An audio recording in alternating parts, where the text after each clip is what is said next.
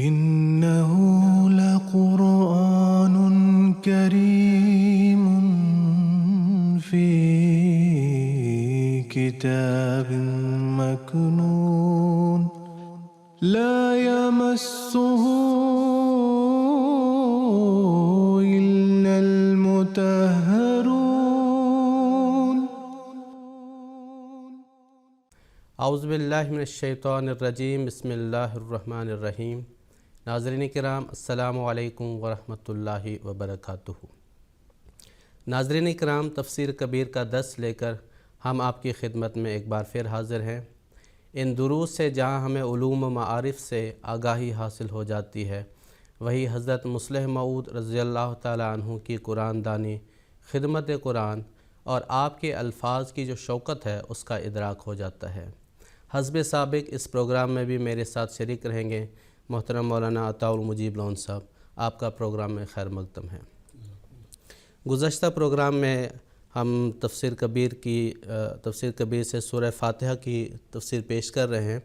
آج حضرت مصلح موعود رضی اللہ تعالیٰ عنہ نے جو بسم اللہ، ہر صورت سے پہلے بسم اللہ کے رکھے جانے کی جو 5 وجوہات بیان کی ہے، وہاں سے ہم درس آج شروع کر رہے ہیں۔ حضور فرماتے ہیں، بسم اللہ کی فضیلت پر رسول کریم صلی اللہ علیہ وسلم نے خاص زور دیا ہے۔ آپ فرماتے ہیں، کل امر ذی بال لا یبدأ فیہ بسم اللہ الرحمن الرحیم اقطع 40، یعنی جس بڑے کام کو بسم اللہ سے شروع نہ کیا جائے وہ بے برکت ہوتا ہے۔ چنانچہ رسول کریم صلی اللہ علیہ وسلم نے یہ سنت قائم کی ہے کہ مسلمان اپنے سب کاموں کو بسم اللہ سے شروع کیا کریں۔ چنانچہ ایک حدیث میں ہے، اغلق بابک واذکر اسم اللہ عز وجل فإن الشیطان لا یفتح بابا مغلقا واطفئ مصباحک واذکر اسم اللہ وخمر اناءک ولو بعود تعرضہ واذکر اسم اللہ واوقِ سقاءک واذکر اسم اللہ عز وجل۔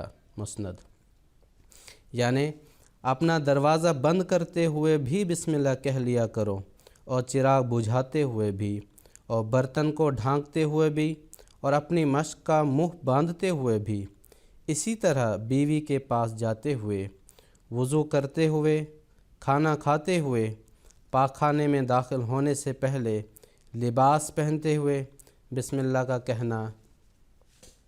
دوسری حدیث سے ثابت ہے، قرآن کریم میں حضرت سلیمان علیہ السلام کے خط کا ذکر کیا گیا ہے۔ انہوں نے بھی اپنا خط بسم اللہ سے شروع کیا تھا۔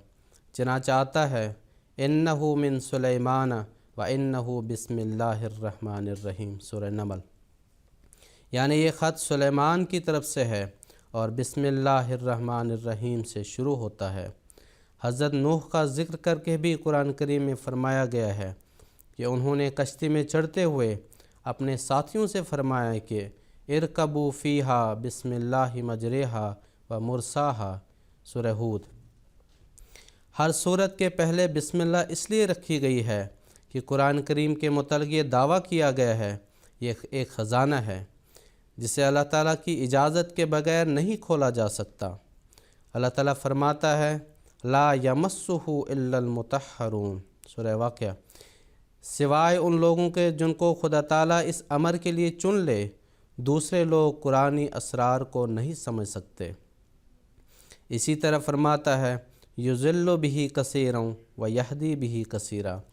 قرآن کریم کو اللہ تعالیٰ بعض کے لیے ہدایت کا موجب اور بعض کے لیے گمراہی کا موجب بنا دیتا ہے۔ گویا لفظ اور عبارت تو سب کے لیے ایک ہے، مگر اثر جدا جدا رنگ کا ہوتا ہے۔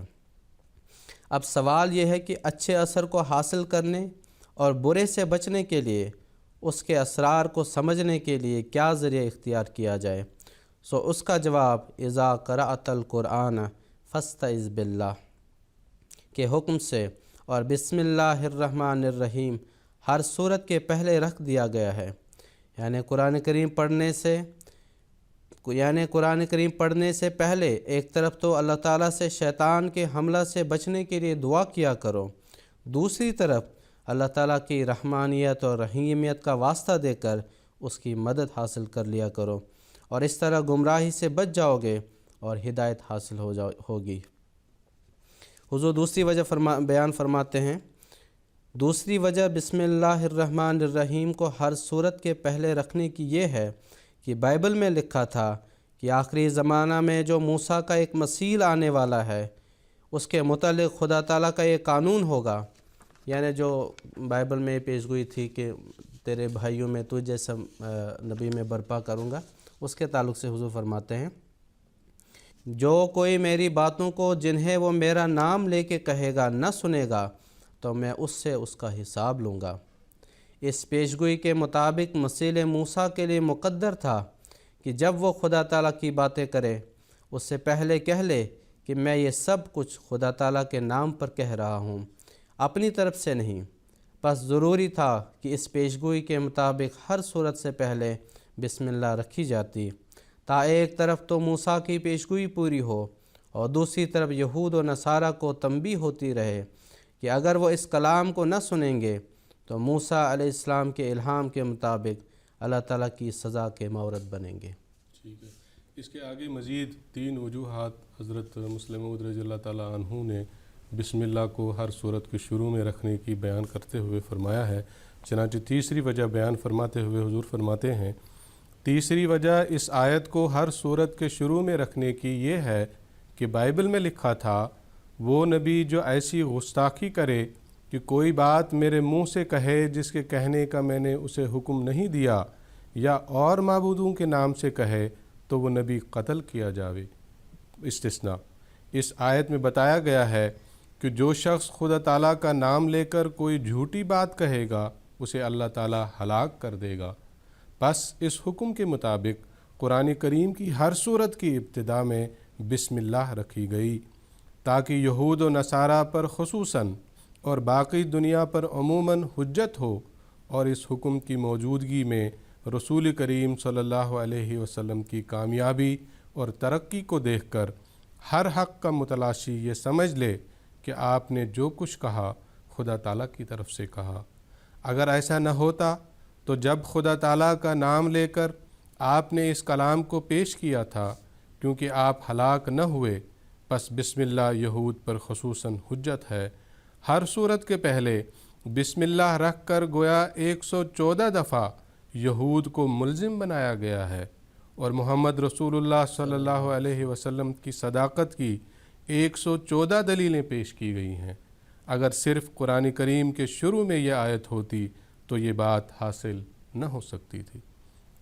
پھر مزید حضور اس کے آگے چوتھی وجہ بیان کرتے ہوئے فرماتے ہیں بسم اللہ کو شروع میں رکھنے کی، فرماتے ہیں چوتھی وجہ اس آیت کو ہر صورت کے شروع میں رکھنے کی یہ ہے کہ قرآن کریم کو پڑھنے والا 3 حال سے خالی نہیں، یا تو وہ تہی دست اور بے سرمایہ ہوگا، یا گناہوں کے ارتکاب سے خدا تعالیٰ کی ناراضگی کو بھڑکا چکا ہوگا، اور اللہ تعالیٰ کے فضل کو کھینچنے کا کوئی طبعی ذریعہ اس کے پاس نہ ہوگا، یا پھر وہ دین کی راہ میں قربانی کرنے والا ہوگا۔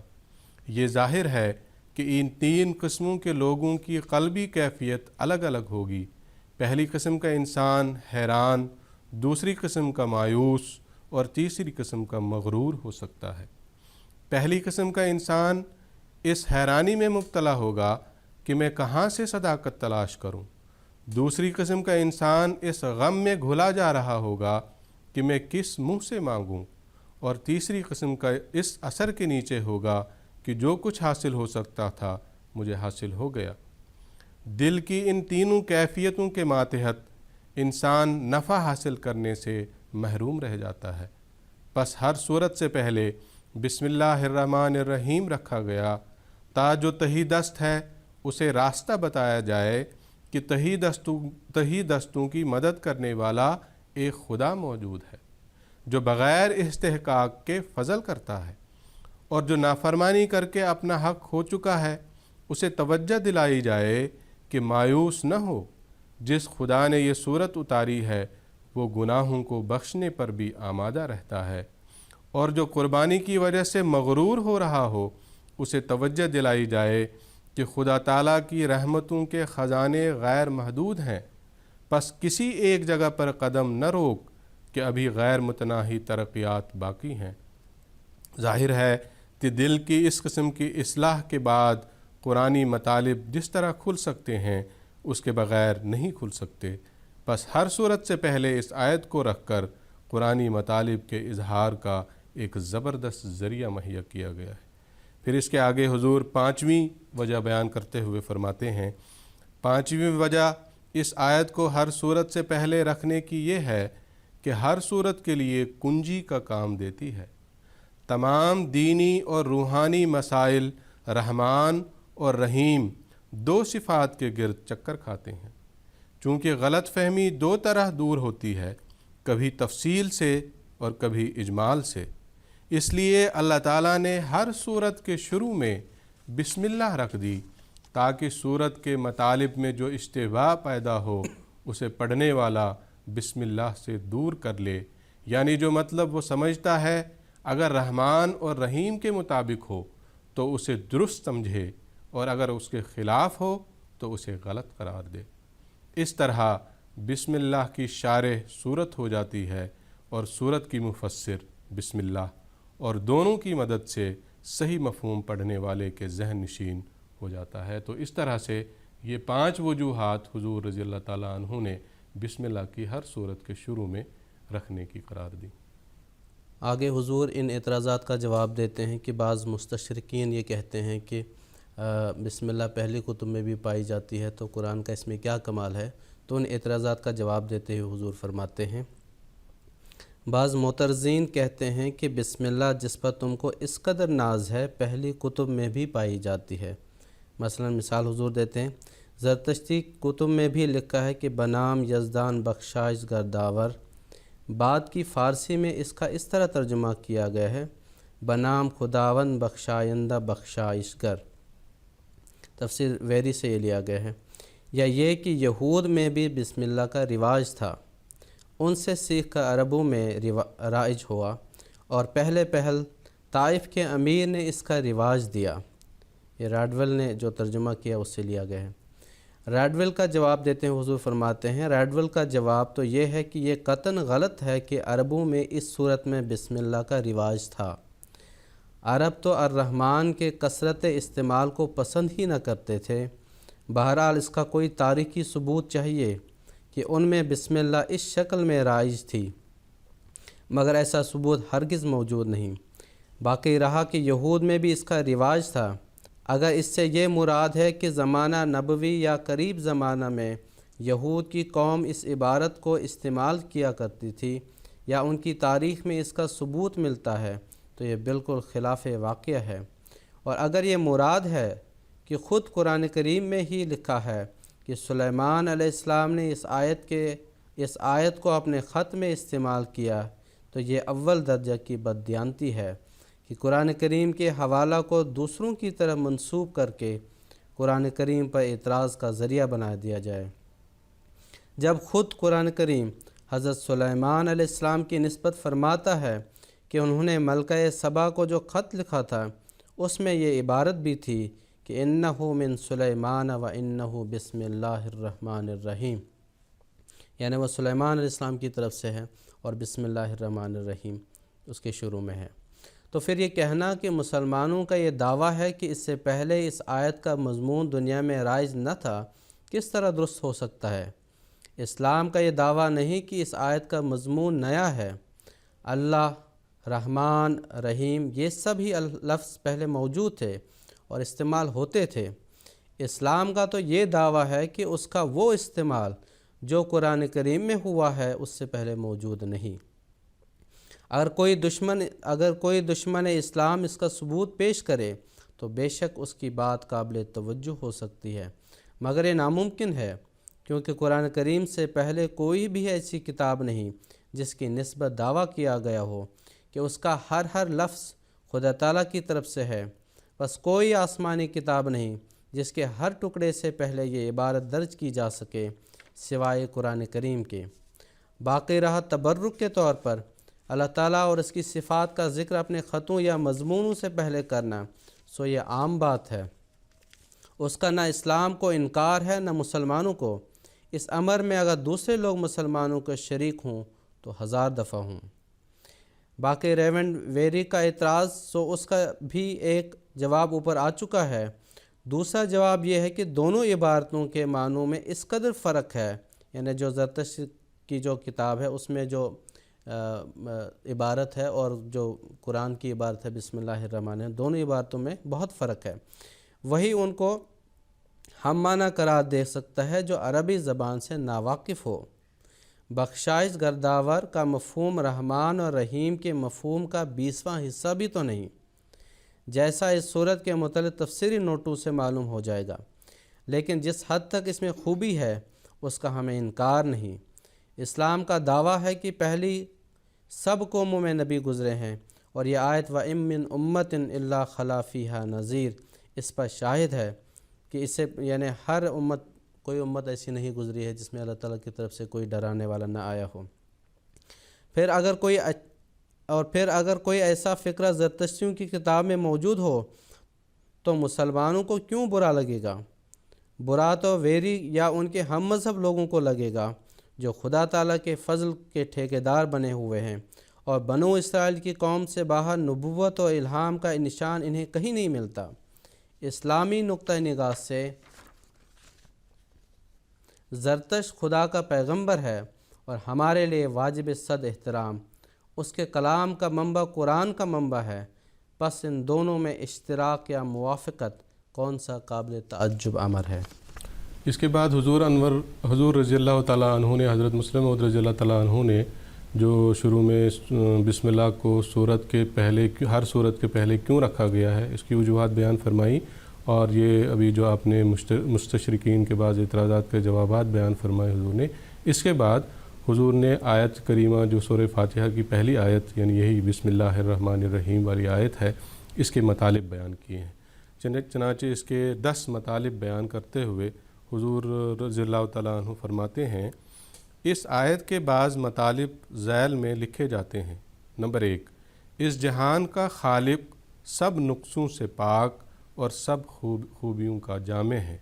نمبر 2، وہ تمام مخلوق کی کنہ اور حقیقت سے واقف ہے، اور اس کے سوا کوئی شخص بھی کسی چیز کی کامل ماہیت سے واقف نہیں۔ اس دعویٰ کا روشن ثبوت سائنس کی ترقی سے مل چکا ہے۔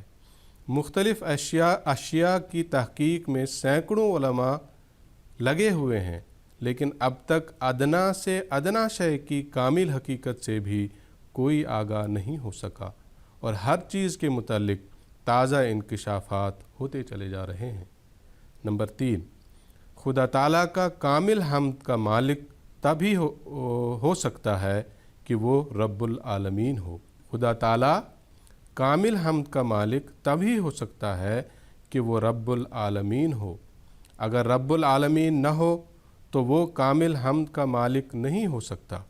اس لیے ضروری ہے کہ جس طرح اس کا جسمانی نظام سب کے فائدہ میں لگا ہوا ہے، اس کا روحانی نظام بھی سب پر حاوی ہو، اور کوئی ملک اور کوئی قوم روحانی ترقی کے سامانوں سے محروم نہ ہو۔ پس اگر کوئی الہام کسی خاص قوم سے مخصوص ہے تو دوسری قوم کے لیے الگ الہام نازل ہونا چاہیے، اور جب دوسری قوموں کے لیے الگ الہام نازل نہ ہو تو ایسے وقت میں جو الہام نازل ہو وہ سب دنیا کی ہدایت کے لیے ہونا چاہیے۔ پس جو مذاہب اس امر کے قائل ہیں کہ الہام صرف انہی کی قوم کی ہدایت کے لیے نازل ہوا ہے، یا یہ کہ نجات صرف انہی کی قوم یا مذہب کا حق ہے، غلطی پر ہیں۔ نمبر 4، انسانوں کے اندر جس قدر کمالات ہیں وہ سب خدا تعالیٰ کے عطا کردہ ہیں، اس لیے جو نیکی بھی وہ کریں اس کی تعریف کا حقیقی مستحق اللہ تعالیٰ ہی ہے۔ پھر نمبر 5 پہ حضور فرماتے ہیں، حمد کو ربوبیت عالمین کے ساتھ وابستہ کر کے یہ بتایا ہے کہ حقیقی خوشی انسان کو اس وقت ہونی چاہیے جب اللہ تعالیٰ کی صفت رب العالمین ظاہر ہو۔ جو شخص اپنے فائدہ پر خوش ہوتا ہے اور دنیا کے نقصان کی طرف نگاہ کرتا ہے، وہ اسلام کی تعلیم کو نہیں سمجھتا۔ حقیقی خوشی یہی ہے کہ سب دنیا آرام میں ہو۔ نمبر 6، یہ فرمایا کہ اللہ تعالیٰ رب العالمین ہے۔ اس طرف اشارہ کیا ہے کہ اللہ تعالیٰ کے سوا ہر شے ربوبیت کا محل ہے، یعنی ارتقاء کے قانون کے ماتحت ہے۔ یہ بتایا ہے کہ دنیا میں کوئی چیز نہیں جس کی ابتدا اور انتہا یکساں ہو، بلکہ اللہ تعالیٰ کے سوا ہر چیز تغیر پذیر ہے اور ادنا حالت سے ترقی کر کے اعلیٰ کی طرف جاتی ہے، جس سے 2 امر ثابت ہوتے ہیں۔ اول، خدا تعالیٰ کے سوا ہر شے مخلوق ہے، کیونکہ جو چیز ترقی کرتی اور تغیر پکڑتی ہے وہ آپ ہی آپ نہیں ہو سکتی۔ جی بالکل، آگے ارتقاء کے مسئلے کو جس میں اس آیت سے حضور نے اخذ کیا ہے کہ اس میں رب العالمین میں ارتقاء ایولوشن کا مسئلہ پیش ہوا ہے، اسی مضمون کو آگے بڑھاتے ہوئے حضور فرماتے ہیں، دوسرے ارتقاء کا مسئلہ درست ہے، ہر شے ادنا حالت سے اعلیٰ کی طرف گئی ہے، خواہ انسان ہوں خواہ حیوان، خواہ نباتات ہوں خواہ جمادات، کیونکہ رب العالمین کے معنی یہ ہیں کہ ہر شے کو ادنا حالت سے اعلیٰ کی طرف لے جا کر اللہ تعالیٰ کمال تک پہنچاتا ہے۔ پس ثابت ہوا کہ ارتقاء کا مسئلہ دنیا کی ہر شے میں جاری ہے۔ نیز یہ بھی معلوم ہوا کہ ارتقاء مختلف وقتوں اور مدارج یعنی سٹیجز میں حاصل ہوتا ہے، کیونکہ رب کے معنی ہے انشاء الشیء حالاً فحالاً الی حد التام، چیز کو مختلف وقتوں اور مختلف درجوں میں ترقی دے کر کمال تک پہنچانا، نہ کہ ایک ہی کڑی کو مکمل کرنا۔ 8واں، یہ بھی معلوم ہوا کہ ارتقاء اللہ تعالیٰ کے وجود کے منافی نہیں، کیونکہ فرمایا الحمدللہ رب العالمین، ارتقاء کے ذریعے سے پیدائش خدا تعالیٰ کے عقیدہ کے خلاف نہیں پڑتی، بلکہ اس سے وہ حمد کا مستحق ثابت ہوتا ہے، اسی لیے رب العالمین کے ساتھ الحمدللہ کے الفاظ استعمال فرمائے۔ 9واں، اس آیت میں اس طرح بھی اشارہ ہے کہ انسان کو لامتناہی ترقیات کے لیے پیدا کیا گیا ہے، کیونکہ فرماتا ہے کہ سب تعریف اللہ تعالیٰ کی ہے کہ وہ مختلف انواع و اقسام کی مخلوق کو ادنا حالت سے اٹھا کر اعلیٰ حالت تک پہنچاتا ہے، اور یہ مضمون صحیح نہیں ہو سکتا جب تک ہر مقام اور ہر درجہ سے اوپر کوئی اور درجہ تسلیم نہ کیا جائے۔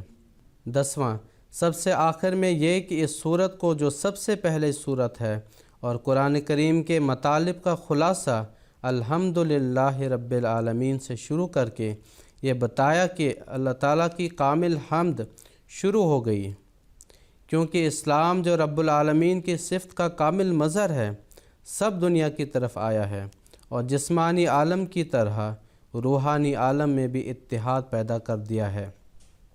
پہلے جب مختلف اقوام کی طرف الگ رسول آتے تھے، بعض نادان دوسرے انبیاء کی تعلیم کو غلط سمجھ کر ان کی تردید کرتے ہیں۔ ہندو کہتے ہیں ہم یہود کو نہیں مانتے، ہندو کہتے ہیں ہم یہود کو نہیں جانتے، پرمیشور کو نہیں جانتے۔ یہود پرمیشور پر ہنسی اڑاتے ہیں، لیکن اسلام کے ظہور سے سب دنیا کے لیے ایک دین ہو گیا، اور ہندی اور چینی اور مصری اور ایرانی اور مغربی اور مشرقی سب خدا کی تعریف میں لگ گئے، اور یہ تسلیم کیا گیا کہ ہر قوم کا خدا الگ نہیں بلکہ سب اقوام کا خدا ایک ہی ہے۔ ناظرین کرام، اس کے ساتھ ہی ہمارا پروگرام اختتام پذیر ہوا۔ سیریز کا اگلا پروگرام لے کر ہم آپ کی خدمت میں ایک بار پھر حاضر ہوں گے۔ جب تک کے لیے دیجیے اجازت۔ السلام علیکم ورحمۃ اللہ وبرکاتہ۔